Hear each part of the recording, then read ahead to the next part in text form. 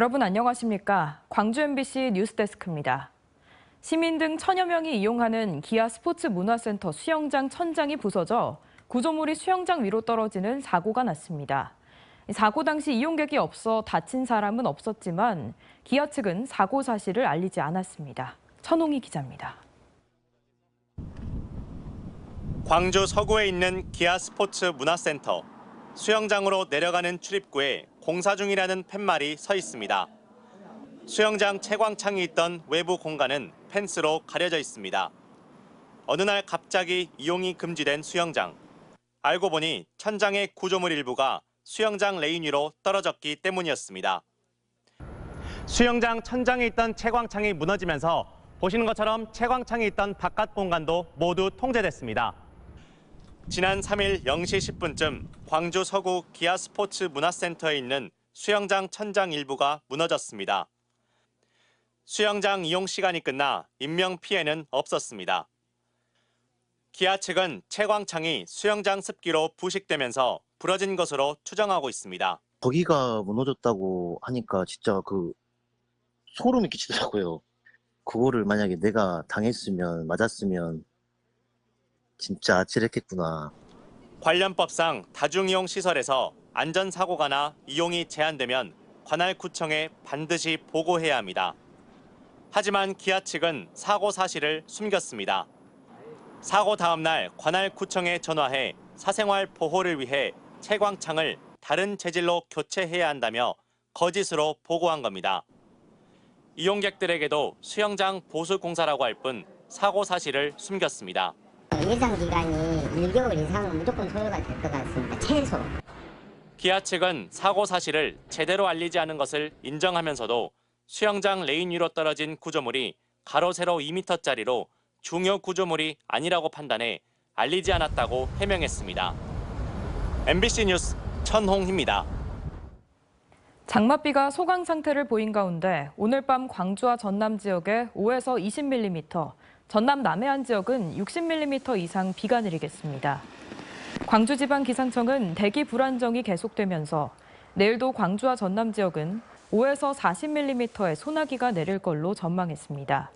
한편 어제 충청과 남부지방에 많은 비가 내리면서 열차 운행이 차질을 빚고 있습니다. 호남선 일부 구간인 서대전에서 익산까지 일반 열차는 오늘 밤 12시까지 운행을 중단했고 오전에는 호남선을 중심으로 KTX 40편과 일반 열차 16편이 서행하면서 30분에서 50분 정도 지연됐습니다. 노동조합법 개정 등을 요구하는 금속노조가 파업에 들어가면서 기아자동차 생산에 차질이 생기고 있습니다.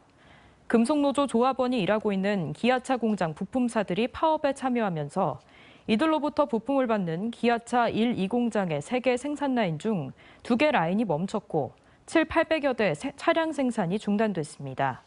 파업 노동자에게 손해배상 청구를 제한하는 내용의 노란봉투법 입법을 두고 경영자 총협회 등 경영단체들이 입법을 반대하고 있는 가운데 노동단체들은 입법을 촉구하며 파업에 나서는 등 노사 갈등이 현실화되고 있습니다.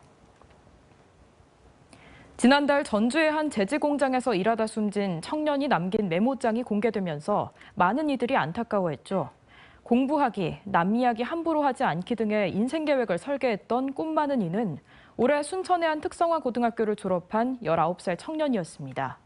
지역 시민사회와 노동계가 어젯밤 그를 위한 작은 추모제를 열었습니다. 유민호 기자입니다. 남 이야기 함부로 하지 않기, 겁먹지 말기, 기록하는 습관 들이기. 전주의 한 제지 공장에서 홀로 작업 중 숨진 19살 청년 노동자의 수첩입니다. 영정 앞에는 청년이 좋아했던 과자가 놓였습니다. 순천의 한 특성화 고등학교를 올해 졸업했는데 추억을 떠올린 교사들이 직접 올려둔 겁니다. 이 청년은 지난달 중순 작동이 멈춘 기계를 점검하려 설비실에 혼자 들어갔다 숨진 채 발견됐습니다. 유족과 사측 전주페이퍼는 사망 원인 등을 두고 입장이 엇갈렸고 지난 8일 합의에 이르면서 3주 만에 장례 절차에 들어갔습니다. 순천의료원에 마련된 빈소에서 청년의 마지막을 함께하기 위한 작은 추모제가 열렸습니다.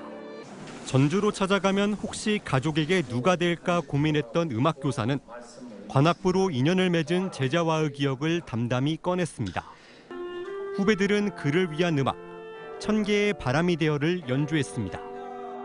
왜 세상에는 그렇게 착하고 예쁘고 아름답고 선하고 이런 애들을 먼저. 지역 시민사회와 노동계 100여 명이 빈소를 지켰고 유족을 위로했습니다. 다시는 이런 비극이 반복되지 않도록 힘을 모으겠다고 다짐했습니다. 출근길이 자신의 안전과 목숨을 걱정하는 맞바꾸는 길이 될 수도 있는 이런 노동자들이 살아가는 이 현실에 대해서 함께 마음이 아프고. 지난해 산업 현장에서 사고로 목숨을 잃은 노동자는 812명. 이 가운데 18세에서 34세 청년 60명이 집으로 돌아오지 못했습니다.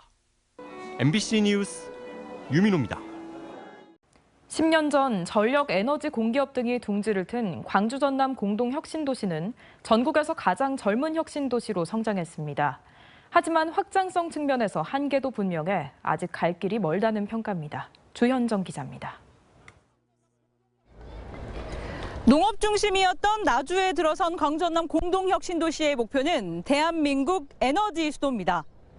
국내 최대 공기업인 한국전력을 비롯해 국내의 모든 전력그룹사들이 자리를 잡은 데 이어 에너지 전문 인력을 양성하는 한국에너지공대까지 들어서면서 에너지 특화도시로서의 기반은 갖춰졌다는 평가입니다.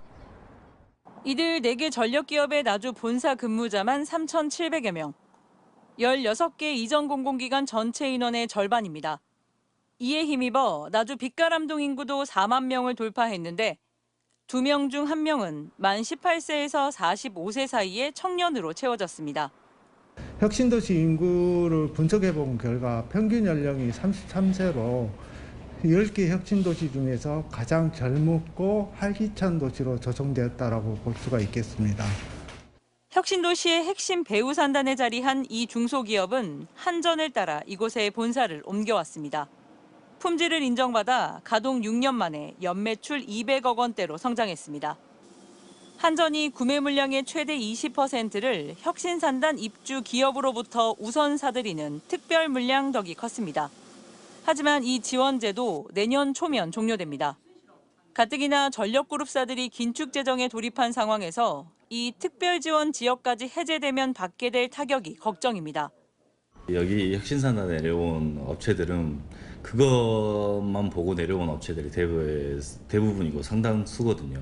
이 한전의 물량이 없으면 참 어려운 지경이 빠지는 거죠, 사실. 전남도와 나주시 등이 에너지 융복합단지 특별법 개정에 주력하고 있는 이유입니다. 개정도 필요하죠. 그 개정은 이제 저희가 22대 때 이제 국회를 가서 산자위원들을 만나서 설득을 해야 될 것이고 에너지 특화 기업 자체를 폭을 넓혀야 되고. 그간 한전이 나주 혁신산단 입주사로부터 사들인 우선 구매 물량만 7천억 원이 넘습니다. MBC 뉴스 주현정입니다. 신규 소각장 입지 후보 지역으로 거론되는 곳들마다 반발의 목소리가 나오는 가운데 광주시 소각장 입지선정위원회가 오늘 회의에서 재공모를 결정했습니다. 앞서 서구 매월동과 북구 장등동, 광산구 삼도동 등 3곳이 소각장 후보지로 올랐지만 용역 결과 등을 참고해 이들 후보지가 모두 부적합하다고 판단하고 재공모를 결정한 걸로 파악됐습니다. 광주시는 선정위의 이번 결정을 토대로 내일 5개 자치구와 함께 향후 사업 방향을 발표할 계획입니다. 요즘처럼 덥고 후텁지근한 날엔 시원한 공연장이나 미술관으로 피서를 떠나는 것도 좋을 것 같습니다. 여름방학과 휴가 때 가볼 만한 전시와 공연을 박수인 기자가 소개해드립니다. 분홍색 아기 코끼리 뽀메로는 흙냄새 가득한 민들레 정원에서 태어났습니다. 뽀메로는 싱그러운 봄날부터 새하얀 겨울까지 정원에 찾아온 사계절을 경험하며 홍당무와 개구리, 달팽이와 사랑에 빠집니다. 햇살 가득한 예술가의 작업실에 어린 손님들이 찾아왔습니다. 예술가는 색이 만들어지고 종이에 입히는 과정을 인형의 동작을 통해 어린이들에게 보여줍니다. 국내 최대 어린이 공연축제인 아시태지 여름축제에 초청된 이들 작품 2편은 여름방학 동안 국립아시아문화전당 무대에 오릅니다. 아이들이 어떻게 자연을 이해하고 또 우리가 주변에서 쉽게 볼 수 있는 것들이 어떻게 무대로 표현되는지 그런 부분들을 또 새로운 감각으로 느낄 수 있는 시간이 될 수 있을 것 같습니다. 청춘들에게 여름은 당장 여행을 떠나고 싶은 설렘이기도 하고 그림처럼 아름다운 추억이기도 합니다. 여름은 또 늦은 오후 햇살처럼 나른하고 잠 못 이루는 밤처럼 고독합니다. 광주 신세계 갤러리 여름 기획전에 초청된 6명의 젊은 작가들은 여름에 대한 각자의 이야기를 진한 색채에 담아 들려줍니다. 밝은 이미지와 조금 어두운 이미지를 갖고 있는 작품들이 있는데요.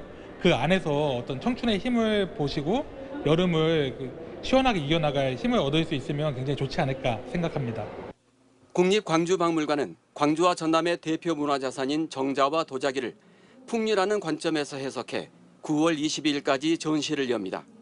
국립광주과학관에선 공룡시대를 여행하는 다이노 월드와 술에 담긴 과학을 탐구하는 나이트 페스티벌 등 여름 과학 축제가 9월 1일까지 펼쳐집니다. MBC 뉴스 박수인입니다. 민주당 목포시 지역위원회 내부 사정에 휘말려 시민의 대의기관인 목포시의회가 휘청이고 있습니다. 시의회 과반 의석을 차지하고도 잇따라 난맥상을 드러내고 있습니다. 서희령 기자가 취재했습니다. 음주운전 재판 사실을 감춘 채 상임위원장에 도전했던 목포시의원. 이해충돌 논란 속에 상임위원장 후보로 결정됐던 목포시의원. 경선에서 탈락해도 본회의장 본투표에서 부결돼도 또다시 부의장 선거에 도전하는 목포시의원. 모두 민주당 목포시 지역위원회 소속들로 민주당이 목포시의회 운영 파행의 진원이 되고 있습니다. 의회가 온 구성을 이루지 못하고 무리를 일으킨 점 목포시의회 후반기 의장으로서 죄송함과 안타까운 마음 전합니다. 민주당은 목포시 의원들의 자체 결정을 존중한다며 겉으로는 책임론과 애써 거리를 두고 있습니다. 하지만 의장, 부의장, 상임위원장 당내 경선 자체가 민주당 당론을 앞세운 절차임을 감안하면 지역위원회가 마냥 시의원들의 판단을 지켜만 봤을지 의문입니다. 결국 민주당 목포지역위원장인 김원희 국회의원의 지도력과 당 장악력에 의문이 제기되고 있습니다. 수면 아래 소문으로만 존재했던 목포 민주당 내 주류, 비주류 간 계파 갈등이 여실히 노출되고 말았고 상황은 악화 일로입니다. 동료 의원의 선택을 받지 못한 시의원이 또다시 부의장에 도전하는 황당한 상황 역시 개인적 욕심을 지역위원회가 통제 못한 결과입니다. 음주운전, 이해충돌 논란 등 상임위원장에 나설 의원들의 자질 검증도 눈에 띄지 않았습니다. 지역위원장의 역할 부재가 도마에 올랐습니다. 겉으로만 형식적으로 시당위원장이고 실제로는 자기들 멋대로 한다거나 이러면 이제 통솔이 안 되는 거죠. 결국 목포 민주당이 찾은 출구는 목포시 의회 파행이 단초가 된 상임위원장 선거에 후보를 내지 않겠다는 것. 이 역시 목포시 의회 파행에 이어 또다시 무책임한 상황을 연출할 전망입니다. 22명의 목포시 의원 중 민주당 소속을 빼면 정의당과 무소속 등 6명뿐인데 상임위원장 출마가 가능한 비민주당 소속 의원은 4명에 불과합니다. 남은 4명 모두 관광경제위원장 선거에 출사표를 내지 않았던 만큼 민주당의 판단이 결국 준비되지 않은 예상 밖의 상임위원장을 선출하게 만들고 있기 때문입니다. MBC 뉴스 서희령입니다. 전남에서도 관광객이 가장 많이 찾는 곳이 바로 여수인데요. 그런데 여수의 관광 산업이 예전 같지 않습니다. 연관 업종들이 타격을 입으면서 여수 관광에 변화가 필요하다는 목소리도 커지고 있습니다. 문영철 기자입니다. 올해 1월부터 6월까지 여수 주요 관광지의 입장객은 550만 명. 지난해 같은 기간보다 4%가량 늘었습니다. 하지만 숙박률과 체류 시간 등은 감소해 연관 업종은 오히려 불황을 겪고 있습니다. 주말 같은 경우에는 그래도 어지간한 업소들이 거의 만실됐었거든요.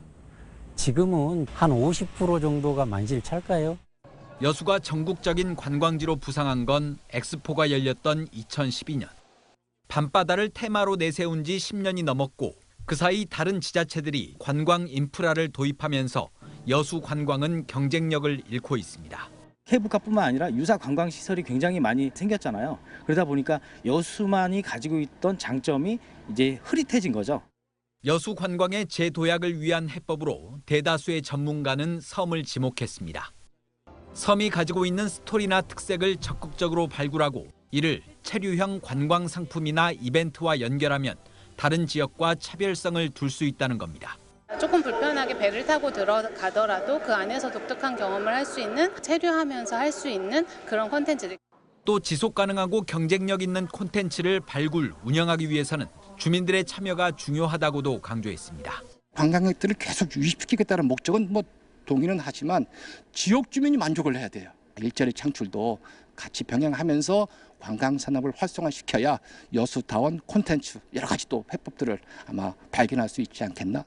빠르게 변화하는 관광 트렌드에 대응하기 위해 강진과 해남, 영암이 연계 관광 프로젝트를 시작한 것도 여수에 시사하는 바가 적지 않습니다. 한 지역에서 정책을 펼친다 그래서 그것만 보고 가지는 않거든요. 경제를 키우는 게 가장 중요한 부분이고. 전문가들은 또 여수 동부권에 편중된 관광객을 서부권인 화양 지역 등으로 분산하기 위해 홍보를 강화하고 교통 인프라를 확충하는 것도 여수 관광 활성화를 위한 과제로 지목했습니다. MBC 뉴스 문형철입니다. 언제 어디서나 내 손 안의 뉴스. 광주 MBC 뉴스 유튜브 구독으로 함께하세요.